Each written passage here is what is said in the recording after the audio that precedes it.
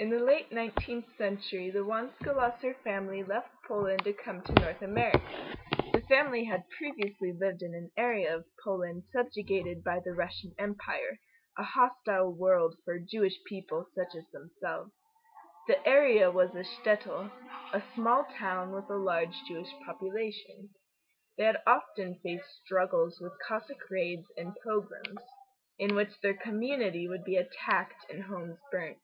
Benjamin Wanska-Losser, the father of the household, brought his wife and 2 young children overseas to America to open a cobble shop and escape oppression.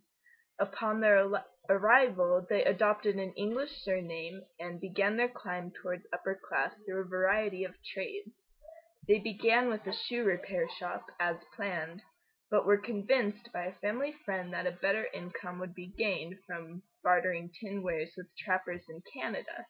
But after 2 years of struggle, they gave up on Canada and moved to the United States once more, eventually establishing a new shoe repair shop in Ohio. This business continued until the family gained enough money to open a meat counter and grocery store. In this particular part of Ohio where they lived, Youngston, one of the younger children, Jack, got into some gang activity, which was known to be quite prevalent in the area.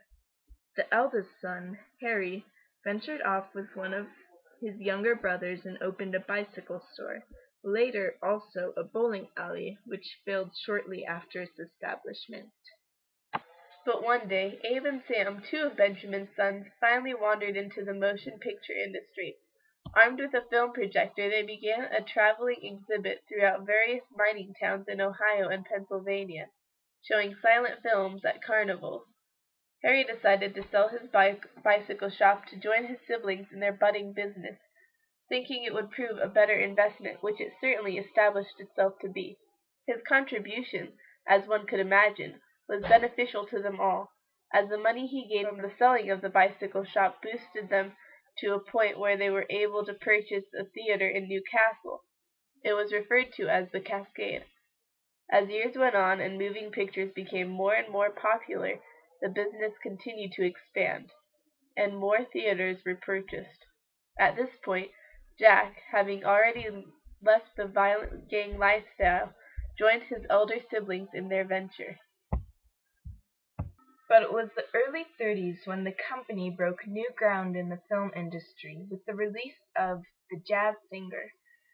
The movie used synchronized sound, allowing the audience to hear spoken dialogue from the actors, and was the first of its kind. But Harry had his doubts.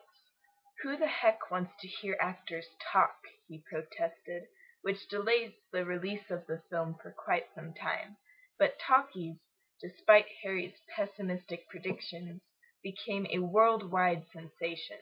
When Al Johnson spoke that first sentence, "You ain't seen nothing yet," it brought the industry out of financial decline and into long-lasting fame. Though, as decades passed, the company faced ups and downs. When the Depression hit, it hit hard, costing over $20 million in losses to the studio alone. The average American simply couldn't afford luxuries such as going to the theater anymore. But the 4 avoided bankruptcy and pushed through, and now, from the tiny shtetl in northeast Poland, the Wanska-Losser legacy continues to thrive, producing major film successes such as the Harry Potter, Hangover, and Dark Knight series. The television hits such as 2.5 Men and The Big Bang Theory, with lovable characters such as Porky Pig, Daffy Duck, and Bugs Bunny, and innovative films with lasting worldwide impact. The 4 Warner Brothers have truly given a gift not only to America, but to the world as a whole.